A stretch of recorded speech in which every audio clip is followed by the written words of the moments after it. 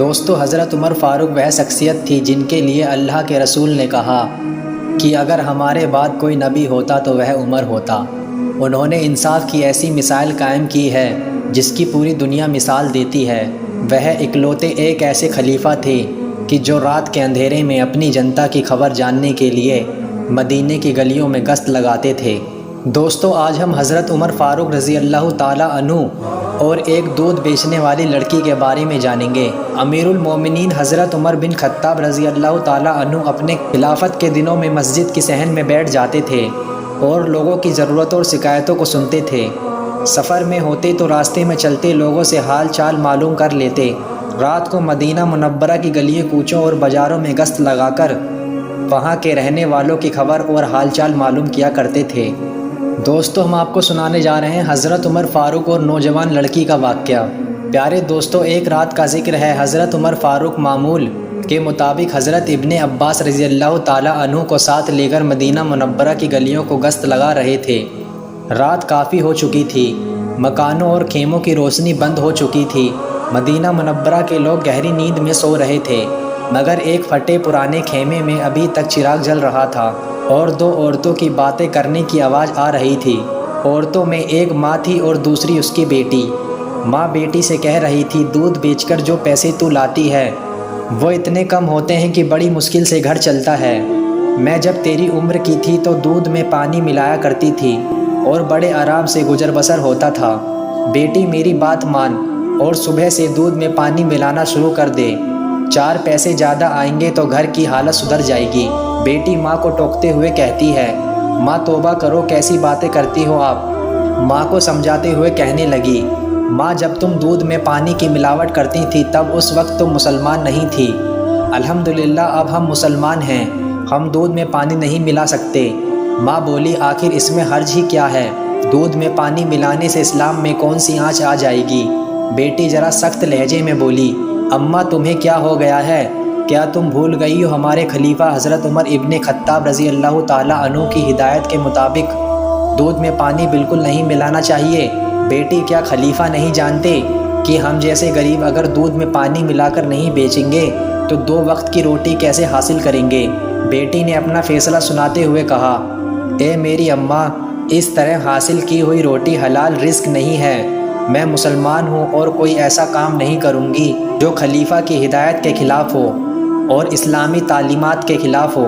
ماں نے پھر بیٹی کو سمجھانا چاہا کہ یہاں کون سے خلیفہ بیٹھے ہیں جو دیکھ رہے ہیں، انہیں تو کانوں کان خبر نہیں ہوگی۔ اب تم سو جاؤ، صبح صبح میں دودھ میں پانی ملا دوں گی۔ پیارے دوستو، بیٹی تڑپ کر کہنے لگی، اماں نہیں، بالکل نہیں، خلیفہ نہیں دیکھ رہے ہیں تو کیا ہوا، اللہ تو دیکھ رہا ہے۔ پھر اس کے بعد پورے گھر میں خاموشی چھا گئی، چراغ بجھا دیا گیا اور ماں بیٹی دونوں سو گئیں۔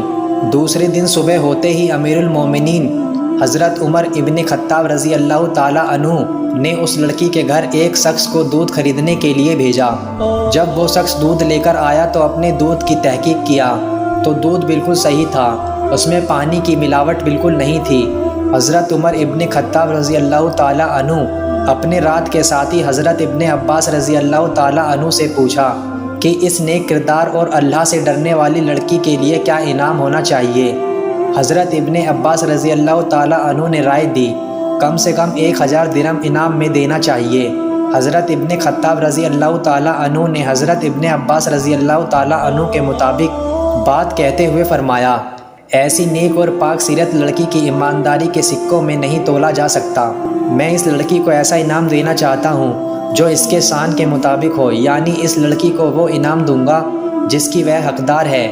ماں اور بیٹی کو حضرت عمر کی دربار میں بلایا گیا اور رات کا پورا واقعہ انہیں پھر سے سنایا گیا۔ ماں کے چہرے پر مایوسی آ گئی اور شرمندگی سے اپنا سر نیچے کر لیا اور بیٹی کا چہرہ صداقت کی نور سے جگمگا اٹھا۔ حضرت عمر ابن خطاب رضی اللہ تعالیٰ عنہ سے کہا، اسلام کو تم جیسی بیٹیوں کی ضرورت ہے۔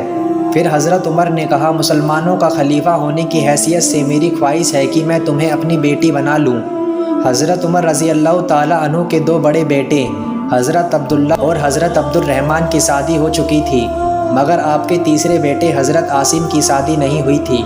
حضرت عاصم قداور اور حسین شخصیت کے مالک تھے۔ اپنے وقت کے اچھے شاعر اور عالم تھے اور اسلامی اخلاق اور سیرت کا نمونے تھے۔ اس کے بعد اس نیک سیرت لڑکی کا نکاح ان کے ساتھ کر دیا گیا۔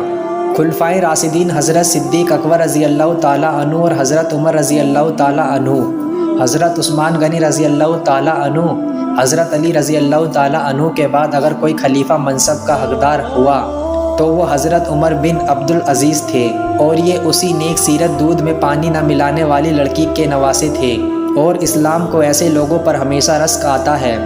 محترم عزیز دوستو، کیا خوب لوگ تھے اور کیا عظیم حکمران تھا۔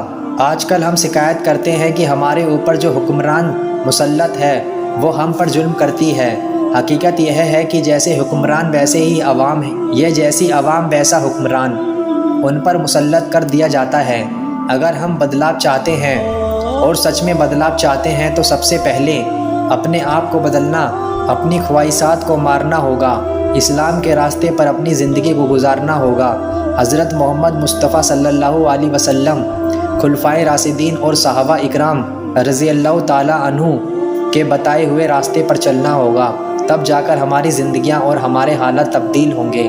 محترم عزیز دوستو، اللہ تعالیٰ سے دعا ہے کہ اللہ ہم سب کو نیک اور اچھا انسان بنانے کی اور لوگوں کے کام آنے کی توفیق دے، آمین۔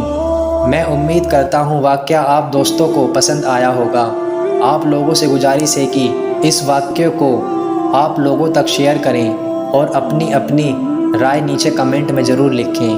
اس طرح کی اسلامی معلومات حاصل کرنے کے لیے ہمارے چینل کو سبسکرائب کریں۔